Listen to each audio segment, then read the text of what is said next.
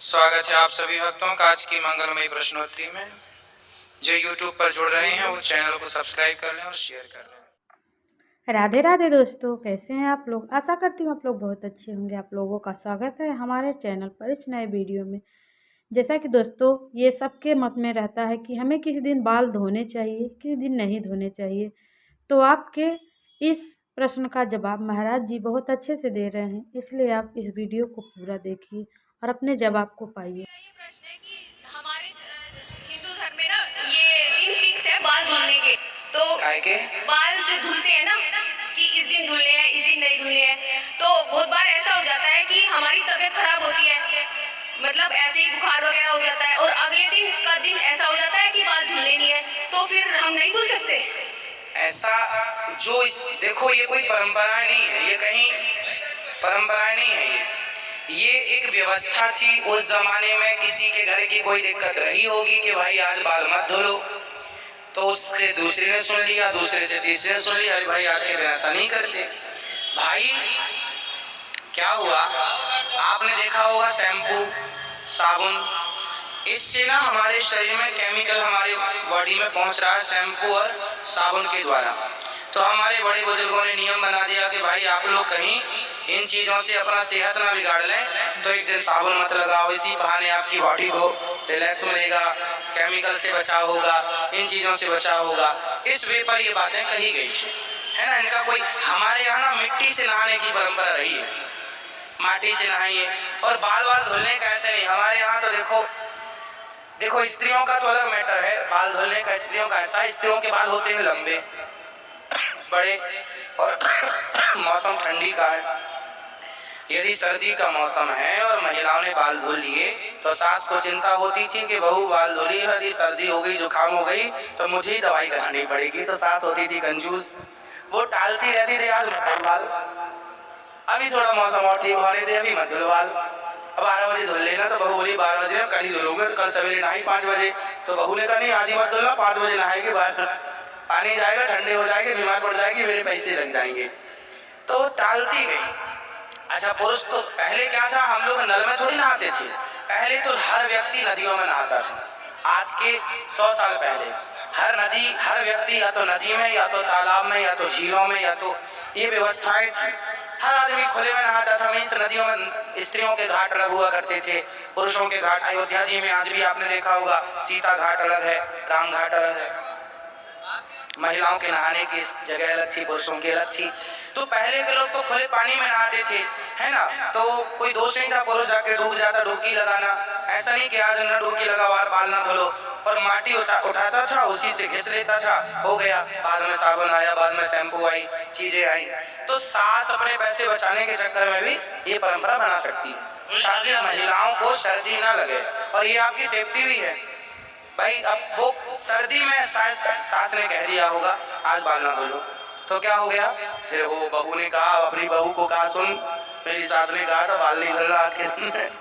लो वो याद करके बैठ गई, दिन परंपरा बन गई। ऐसी परंपरा बनी है। परंपराएं कैसे बनी है, एक अंधा और एक अंधी थी, तो दोनों पति पत्नी थे, अंधा दोनों ही अंधे थे। तो वो दोनों बेचारे अपने घर पे तो रहते थे, अपना अंदाजे से सारा काम करते थे, लेकिन उसका दूध ना रोज बिल्ली पी जाती थी। अंधे थे, बिल्ली को पता चला कि इनको कुछ दिखता तो है नहीं, तो बिल्ली यार पूरा दूध पी जाए। तो पत्नी ने अपने पति को बोला, जब तक दूध रहा करे तुम यहाँ लाठी से ऐसे ऐसे ऐसे मारते रहा करो, आवाज आती रहेगी तो बिल्ली नहीं आएगी। अच्छा, बिल्ली नहीं आई। फिर उसका बेटा हुआ, बेटे ने देखा कि जब माँ भोजन बनाती है ना तो पिताजी हमारे लाठी पीटते रहते हैं।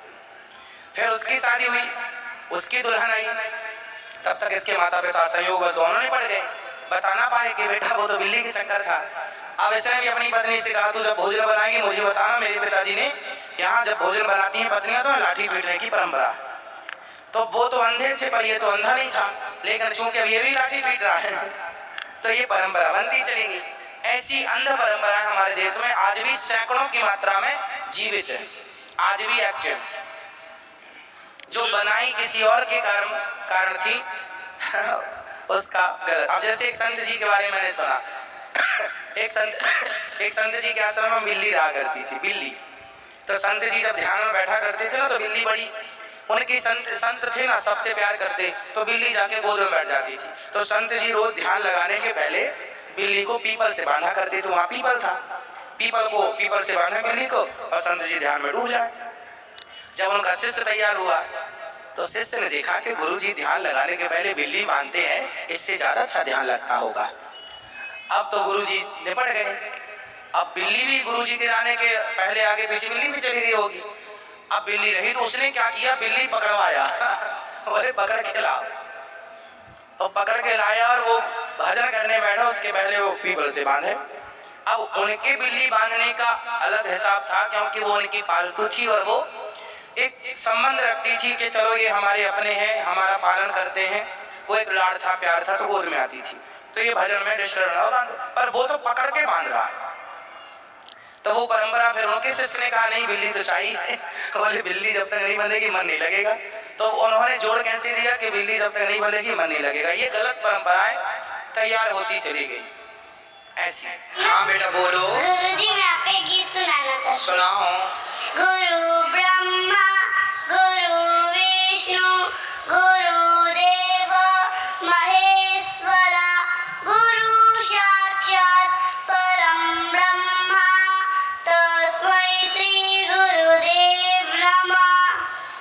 वाह सुंदर। गुरुदेव मुझे आपसे एक सवाल करनी थी। तो जैसे एकादशी रखते हैं तो द्वादशी आती है, तो द्वादशी के जैसे हमें दुकान है तो दुकान पे रहना पड़ता है, तो उस दिन बाई चांस कभी घर पे खाना नहीं बना पाए तो हम क्या करें, बाहर का खा सकते हैं या उस दिन भी उपवास रख ले? फल बाहर का द्वादशी की बात कर। हाँ द्वादशी की। तो द्वादशी के दिन आपके घर प्रसाद नहीं बनता? नहीं, प्रसाद तो सुबह में बना लेते हैं। जैसे शाम को दुकान है तो 5 बजे से कस्टमर चालू हो जाती है, तो क्या घर पे जा नहीं पाते कभी कभी, तो कभी कभी, ऐसा रोज नहीं। हाँ तो जब हो जाए तो आप जो अच्छा हो वो पाओ प्रसाद। और जैसे कहीं बाहर जाना हो, ट्रेन हो जाती है उस दिन द्वादशी पकड़ा जाती है, तो उस दिन हम क्या करें? जैसे हम बाहर जाते हैं ट्रेन में हो या गाड़ी में हो, तो उस दिन हमें द्वादशी पकड़ा दी। एकादशी का तो चलो हम उपवास रख लेंगे, वो बैठे बैठे भजन कर लेंगे। द्वादशी को हमें प्रसाद में क्या पाना चाहिए वहाँ पे, क्योंकि वहाँ पे तो लहसुन प्याज वाला ही मिलेगा। आप अपना शुद्ध फल फूल ले लो, सबसे बढ़िया फल फूल खाना। द्वादशी को भी। सो दोस्तों अगर वीडियो में आप लास्ट तक बने रहे तो इसके लिए आपको दिल से धन्यवाद। और आप लोगों का सवालों का जवाब मिल गया होगा। आप लोगों को वीडियो कैसा लगा कमेंट बॉक्स में राधे राधे लिख के बता सकते हैं। और मिलते हैं आपसे नेक्स्ट वीडियो में, तब तक के लिए बाय दोस्तों, अपना ध्यान रखें।